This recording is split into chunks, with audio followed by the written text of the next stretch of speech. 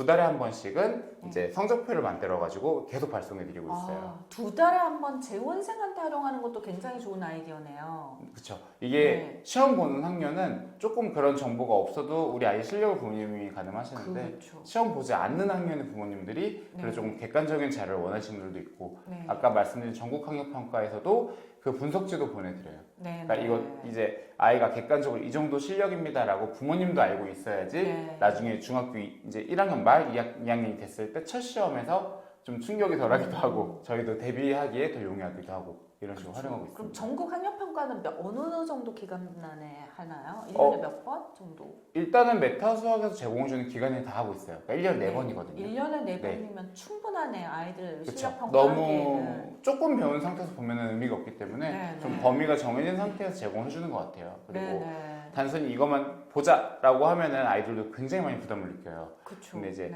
여기서 예상 문제도 같이 먼저 올려주거든요. 아, 예상 문제까지. 그래서 저희가 평소에 이제 그 테스트 보는 시간에 예상 문제를 먼저 풀려보면서 이게 또 누가 문제가 되냐면 많은 선행에 나간 애들도 문제가 돼요. 그러니까 자기 학력이 기억이 안 나요. 그럴 수 있어요. 그러니까 특히 도형 같은 경우는 지금 바로 배울 때 제일 잘하거든요. 근데 도형 파트가 들어갈 때는 아이들한테 다시 이제 리마인드 시켜주는 기능도 있고 해서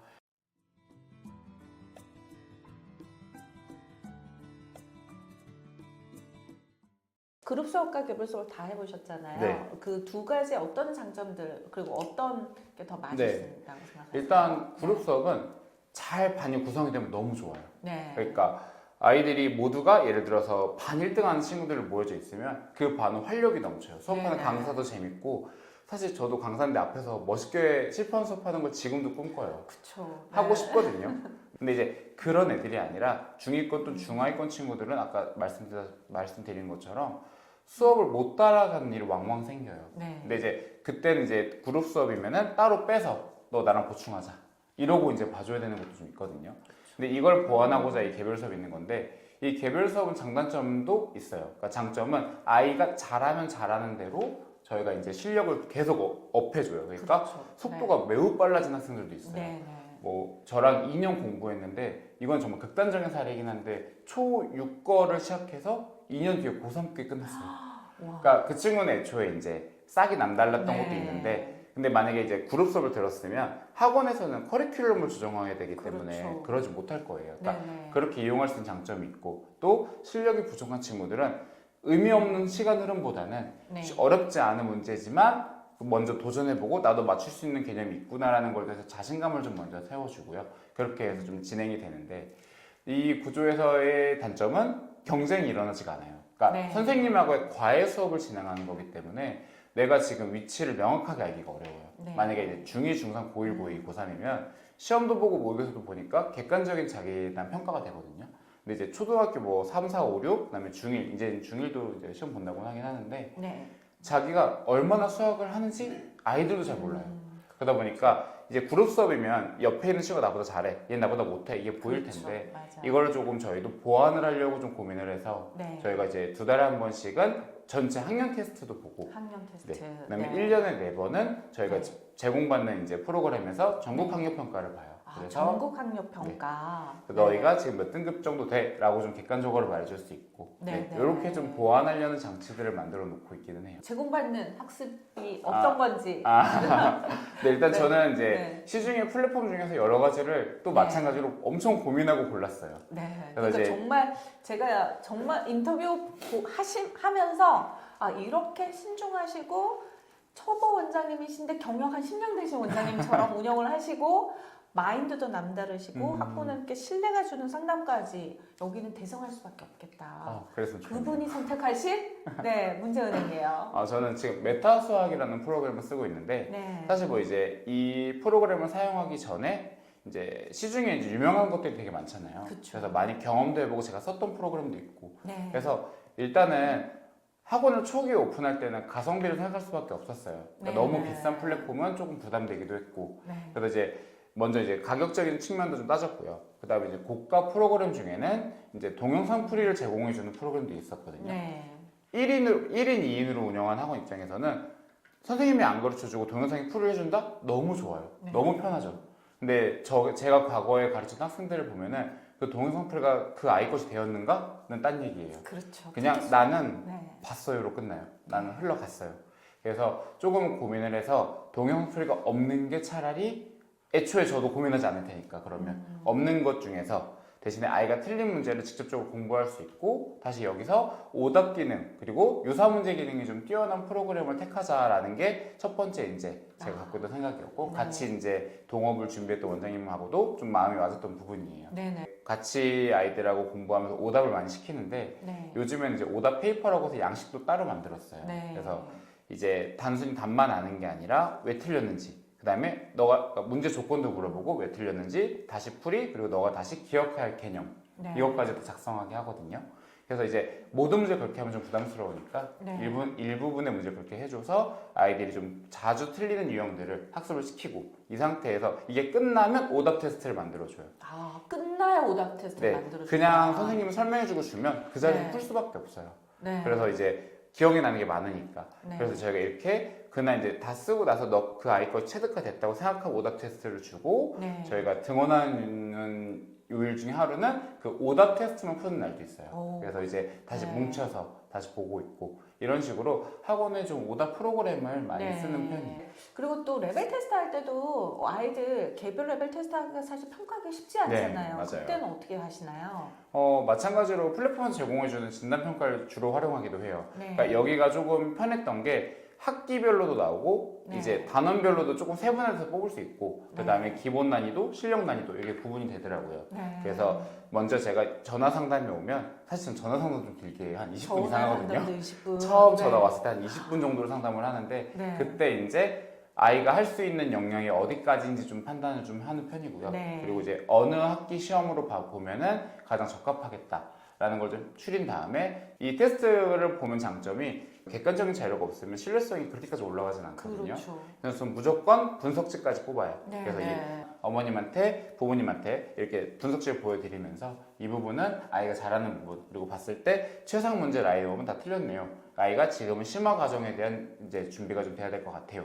이런 식으로 종이를 보면서 말씀드리고 이건 이제 상담 때만 쓰는 건 아니고요. 네. 저희가 지금 이제 기본 재원생들한테도 2달에 한 번씩은 이제 성적표를 만들어 가지고 계속 발송해 드리고 있어요. 2달에 한 번 재원생한테 활용하는 것도 굉장히 좋은 아이디어네요. 그렇죠. 이게 네. 시험 보는 학년은 조금 그런 정보가 없어도 우리 아이 실력을 부모님이 가늠하시는데 그렇죠. 시험 보지 않는 학년의 부모님들이 네. 그래도 조금 객관적인 자료를 원하시는 분들도 있고 네. 아까 말씀드린 전국학력평가에서도 그 분석지도 보내드려요. 네. 그러니까 네. 이거 이제 아이가 객관적으로 이 정도 실력입니다라고 부모님도 알고 있어야지 네. 나중에 중학교 이제 1학년 말 2학년이 됐을 때 첫 시험에서 좀 충격이 덜하기도 하고 저희도 대비하기에 더 용이하기도 하고 이런 식으로 활용하고 있습니다. 그럼 전국 학력평가는 어느 정도 기간 안에 하나요? 1년에 몇 번 정도? 일단은 메타 수학에서 제공해주는 기간에 다 하고 있어요. 그러니까 1년에 4번이거든요. 1년에 4번이면 네. 충분하네요. 아이들 그쵸. 실력 너무 평가하기에는. 조금 배운 상태에서 보면 의미가 없기 때문에 네, 좀 네. 범위가 정해진 상태에서 제공해주는 것 같아요. 그리고 네, 네. 단순히 이것만 보자라고 하면은 아이들도 굉장히 많이 부담을 느껴요. 그쵸. 근데 이제 네. 여기서 예상 문제도 같이 먼저 올려주거든요.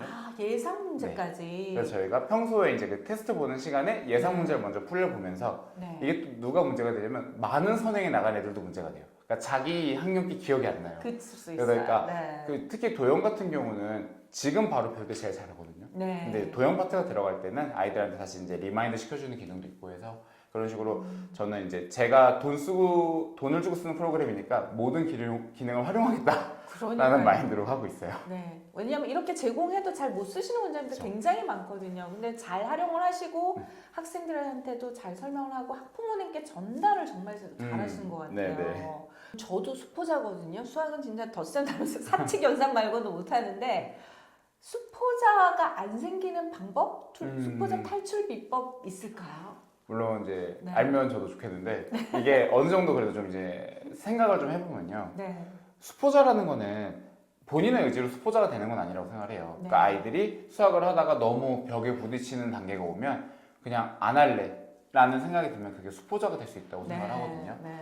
근데 사실 저희 학원에 오는 아이들 중에 뭐 외국에서 온 친구들 이런 네. 친구들은 격차가 벌어질 수밖에 없어요. 그렇죠. 그리고 이제 같은 학년이어도 공부가 좀 등한시됐던 친구들한테도 마찬가지예요. 근데 이제 학원 부모님들도 그렇고 학원도 그렇고 아이가 빨리 자기 학력고 잘해서 상급 문제집을 풀면 좋다고 생각을 하지만 저는 그럴 때는 과감하게 학년을 내려서라도 상담을 드려요. 그러니까 아이가 중3이 됐는데 상담을 왔어요. 이 친구는 지금 중3 거를 봤더니 이걸 할 때가 아니야. 네. 그러면 일단은 중1 거부터 다시 해야 된다. 저희는 개별 학습이 그게 가능하거든요. 네. 그래서 그렇게 시간을 두고 아이한테 좀 시간을 주고 그 다음에 목표가 1등급이면 좀 어려워요. 그러니까 이제 우리 아이가 학교 수업을 따라가고 내가 그래도 수업을 공부하면 되는구나 라는 그 느낌을 주려고 이제 커리큘럼을 세팅하는 경우가 있어요. 네. 그러다 보니까 문제집도 당연히 시중에 대중적인 거 쓰면 좋겠지만 그런 친구들은 오히려 난이도를 낮춰서 정답률을 좀 많이 올려주면 그럼 아이들이 나도 공부하니까 되네 하고 이게 저는 이제 문제집만 쓰면은 이 레벨을 조절하기 어려워요. 그 네. 해당하는 문제집이 이제 컨셉이 있기 때문에 네. 그럴 때는 제가 쓰는 문제은행을 통해서 네. 조금 더 어려운 문제 한두 개씩 넣어주고 또는 더 쉬운 문제 넣어주고 이런 식으로 점수에 대한 좀 확신을 좀 주게 하는 편이에요. 정답률을 높여서 할 수 있다는 자신감, 네. 기본기를 다지는 거. 네. 아, 진짜 그렇게 하면 조금 더 아이들이 더 길게 학습할 그쵸. 자신감이 생길 네. 수 있을 것 같아요. 네. 그리고 원장님께서 만약에 20대로 다시 돌아간다면 어떤 얘기를 해주고 싶으세요? 20대로 돌아가면은 제가 이 일을 하면서 중간에 잠깐 쉬었던 적이 있어요. 그때가 너무 어린 나이이기도 했고 이 직업에 대한 확신이 없었을 때 좀 많이 상처를 좀 받았던 것 같아요. 네. 지금 생각하면 별거 아닌데 저는 아이들한테 정말 많이 진심을 다했거든요. 네.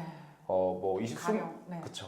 20살 중후반 때 막 학원에서 월급이 네. 막 3, 400씩 나오면 아이들한테 밥을 사주는 게 막 한 달에 4, 500씩 나왔어요.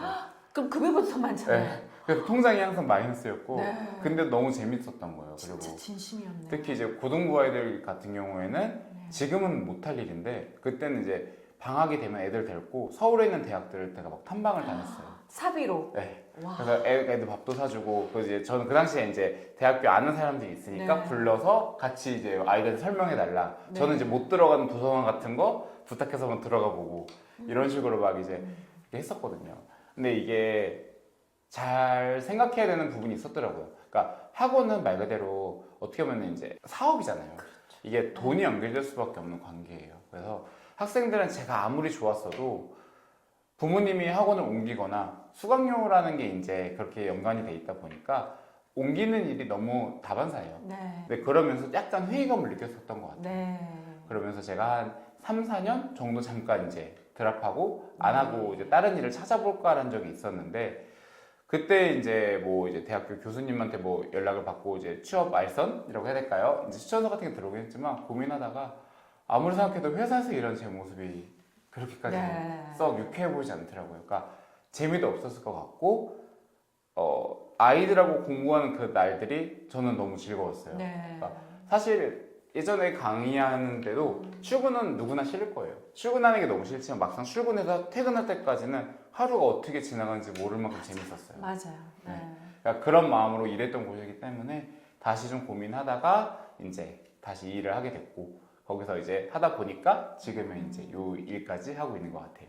정말 진심을 담아서 하시는 천상 선생님이세요. 만약에 돌아가면 네. 그냥 의심하지 말고 쉬지 말고 네. 하라고 할 것 같아요. 약간의 커리어가 끊겼다는 게 좀 아쉽기는 해요. 네. 그때도 제가 이제 멈추지 않고 사실은 고3만 가르쳤었거든요. 네. 근데 이제 그 끊기다가 다시 취업할 때는 아무래도 이제 쉰 텀이 있으니까 고3을 바로 들어갈 수는 없어서 그때 근데 이게 전화위복이라고 해야 될까요? 그러면서 저학년을 맡게 됐어요. 네. 그러니까 초5부터 고3까지 다 맡았었는데 네. 그 전에는 저는 고등부 아니면 안 한다고 약간 이제 머리가 엄청 올라갔던 거죠. 네. 근데 그랬었는데 오히려 그렇게 되고 나선 어린아이들도 맡을 수밖에 없는 커리큘럼이 제가 들어가니까 생각보다 체질에도 맞고 네. 저는 이제 아이들하고 노는 것도 좋아서 이게 잘 맞는 것 같아요. 그렇죠. 전화위복이 되어서 이제 훌륭한 원장님이 네, 되셨잖아요. 그렇죠. 감사합니다. 초등학교 경험 없었으면 원장님 되기 진짜 어려웠을 것 같아요. 네 맞아요. 이것도 사실 학원 창업할 때도 연관이 있어요. 네. 그 같이 동업한 원장님도 고등부 위주였고 네. 수험생을 가르치다 보니까 저도 그렇고 당연히 저는 고등부 학원 할 줄 알았어요. 근데 시장 조사할 때 여기 신도시는 고등학생이 없어요. 네, 맞아요. 절대 다수로 무조건 초등학생이거든요. 네, 네. 그러니까 이 학원 컨셉 처음에는 막 블랙으로 꾸며서 우리 완전 전문가야 라는 이미지가 굉장히 강했는데 네. 아무리 생각해도 이렇게 했다가는 월세 못 낼 것 같더라고요. 네. 그래가지고 컨셉 자체를 쭉 낮춰서 그럼 우리 초중부터 아이들이 그냥 올라갈 때까지 기다려주자 해서 지금의 학원에 이제 컨셉이 좀 됐던 것 같아요. 진짜 빠르세요. 그러니까 뭐든 적용하는 것도 빠르시고 변화하시는 것도 빠르시고 그리고 사업화하시는 거 그리고 교육가적인 마인드가 그 중심에 계시니까 정말 이 학원에 오는 아이들이 행복하겠구나 그런 생각이 듭니다. 감사합니다. 네, 오늘 여기 보시고 계신 시청하시고 계신 원장님께도 응원의 말씀 좀 부탁을 드릴게요. 물론 이제 제가 뭐 성공한 사람이 아니기 때문에 전 성공하는 과정 중에 있다고 생각을 하거든요. 그래도 어느 정도 누군가보다는 그래도 조금 더 학생을 좀 단계 받았다고 느끼는 분들이 계실 것 같아요. 근데 저는 이제 학원업을 시작하면서 제 첫 번째 제 강점이라고 생각했던 건 상담력이었어요. 그러니까 제가 그 전에도 강사 일할 때도 학부모님들하고 전화 상담을 하지만 오래 하면서도 힘들어하지 않았고 상담으로 문제점을 어느 정도 해결할 수 있는 능력이 있다고 생각을 해서 지금 학원에서도 상담에 대한 강점을 좀 두고 있는 편이에요. 그러니까 이 말은 원장님들마다 개개인별적으로 잘하시는 분야가 분명히 있을 거라고 생각을 들어요. 물론 강의력이 뛰어난 건 베스트고 아니면 그 외적으로 뭐 관리력이라든지 뭐 이런 게 있다면은 그쪽에 좀 더 특화를 시켜서 그거 위주로 조금 홍보를 좀 하시고 그 홍보가 이제 직결적으로 내 이제 수입으로 연결될 수 있는 거니까요. 그래서 본인의 능력을 믿고 일을 진행하시면 더 좋은 결과가 나지 않을까 싶습니다. 네, 오늘 좋은 말씀 너무 감사드리고요. 원장님들 강점에 집중하세요. 네, 감사합니다. 네, 감사합니다.